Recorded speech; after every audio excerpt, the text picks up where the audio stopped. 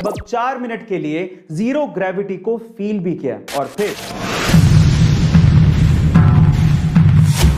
छुट्टियां आने पर आज तक तो हम लोग अपनी फ्रेंड्स और फैमिलीज को यही कहते आ रहे थे कि चलो कहीं घूमने चलते हैं, लेकिन मुझे ऐसा लगता है कि इन फ्यूचर हम लोग ये कहेंगे कि चलो स्पेस घूमने चलते हैं। क्या आपको भी ये लगता है कि इन फ्यूचर हम लोग अपने बैग को पैक करके यूं ही स्पेस की सैर पर निकल जाएंगे? देखिए, आज से कुछ साल पहले तो ये पॉसिबल नहीं लग रहा था, लेकिन अब ये पॉसिबल लग रहा है। कैसे, चलिए जानते हैं। सन 2000 से पहले तो विकसित और विकासशील देशों की गवर्नमेंट फंडेड स्पेस एजेंसीज के एस्ट्रोनॉट्स ही स्पेस मिशन के हिस्सा हुआ करते थे और हार्डकोर ट्रेनिंग के बाद उन्हें स्पेस में भेजा जाता था। उनमें से आप लोगों ने अमेरिका की नासा, इंडिया की इसरो, रशिया की आरएफएसए या फिर चाइना, यूरोप या जापान की स्पेस एजेंसीज के नाम सुने होंगे। लेकिन सन 2000 के बाद इसमें कुछ प्राइवेट एजेंसीज भी शामिल हो गई थी। मैं आपकी जानकारी के लिए आपको बता दूं कि सबसे पहले सन 2000 में ब्लू ओरिजिन फॉर्म हुई, जिसके मालिक जेफ बेजोस हैं। सन 2002 में स्पेसएक्स फॉर्म हुई, जिसके मालिक एलन मस्क हैं। और सन 2004 में वर्जिन गैलेक्टिक फॉर्म हुई, जिसके मालिक रिचर्ड ब्रैंसन हैं। यानी कि आज से 15 से 20 साल पहले ये प्राइवेट स्पेस एजेंसीज फॉर्म हुई थी। इन प्राइवेट स्पेस एजेंसीज के स्पेस मिशंस में से एक मिशन यह भी था कि सस्ती स्पेस व्हीकल्स बनाई जाएं ताकि एस्ट्रोनॉट्स के अलावा बाकी लोग भी स्पेस का नजारा ले सकें, और अब फाइनली ये सपना पूरा होता दिख रहा है। बाय द वे, स्पेस अर्थ से ज्यादा दूर नहीं है जहां पर आप जीरो ग्रेविटी का आनंद ले सकते हैं। ऐसा कहा जाता है कि अर्थ से 80 से 100 किलोमीटर ऊपर वो स्पेस शुरू हो जाता है जहां पर आप जीरो ग्रेविटी को फील कर सकते हैं। पर ये 80 से 100 किलोमीटर की दूरी को फांदने में भी इन प्राइवेट एजेंसीज को 15 से 20 साल लग गए और फाइनली जेफ बेजोस और रिचर्ड ब्रैंसन की कंपनियों ने ये कर दिखाया। तो चलिए इनके बारे में बात करते हैं एक एक करके।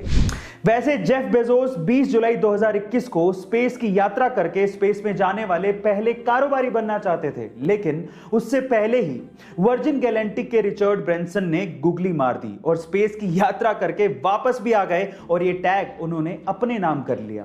फिर उसके बाद बारी आई जेफ बेजोस की, लेकिन जेफ बेजोस और रिचर्ड ब्रैंसन के जाने का तरीका बेहद अलग था। सबसे पहले हम बात करते हैं रिचर्ड ब्रैंसन के जाने के तरीके की। गाइस, 11 जुलाई 2021 को रिचर्ड ब्रैंसन अपने 2 पायलट और 3 क्रू मेंबर्स के साथ स्पेस की यात्रा पर गए, जिसमें से एक क्रू मेंबर एक इंडियन ओरिजिन की लड़की थी जिसका नाम था Sirisha Bandla. So guys, proud to be an Indian. लेकिन वो किसी रॉकेट पर नहीं गए थे, वो एक नॉर्मल प्लेन के जैसा था, एक एरोप्लेन के जैसा, जिसके बीच में एक स्पेस प्लेन लगा हुआ था जिसका नाम था यूनिटी।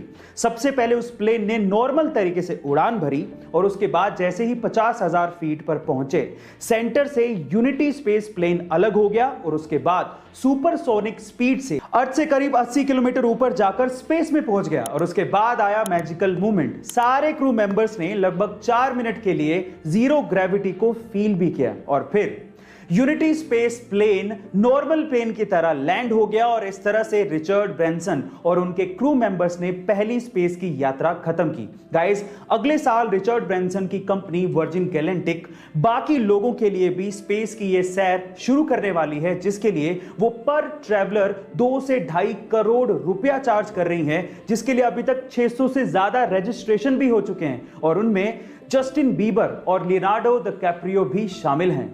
और अब बात करते हैं जेफ बेजोस की, जो कि अपने भाई और 2 और क्रू मेंबर्स के साथ 20 जुलाई 2021 को ब्लू ओरिजिन के न्यू शेफर्ड स्पेसशिप में बैठ के स्पेस की यात्रा पर गए थे। पर फिर फर्क क्या था? सबसे पहला फर्क यह था कि जेफ बेजोस एरोप्लेन में नहीं बल्कि रॉकेट में गए थे, जिसमें ऊपर एक कैप्सूल लगा हुआ था, वो डिटैच हो सकता था, यानी कि डिटैचेबल था। दूसरी खास बात यह थी कि यह यात्रा पूरी तरह से ऑटोमेटिक थी, यानी कि इसमें कोई पायलट था ही नहीं।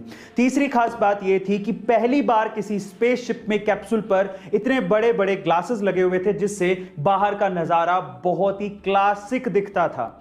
चौथी खास बात यह थी कि यह यात्रा मात्र 11 मिनट में ही खत्म हो गई थी और उसमें सिर्फ 4 मिनट वो लोग स्पेस में रहे थे और जीरो ग्रेविटी को उन्होंने फील किया था। जेफ बेजोस की स्पेस यात्रा की एक और खास बात यह थी कि उनका रॉकेट कर्मन लाइन तक गया था, यानी कि अर्थ से 100 किलोमीटर ऊपर तक पहुंचा था। अब देखिए बेहतरीन कौन है, रिचर्ड ब्रैंसन या फिर जेफ बेजोस, ये तो वक्त ही बताएगा। लेकिन स्पेस ट्रैवलिंग में एक रेवोल्यूशन जरूर आने वाला है, जिसमें एस्ट्रोनॉट के अलावा बाकी लोग भी ऊपर जाकर हमारी खूबसूरत अर्थ का नजारा देख पाएंगे। क्या आप भी देखना चाहते हैं? बताइएगा जरूर।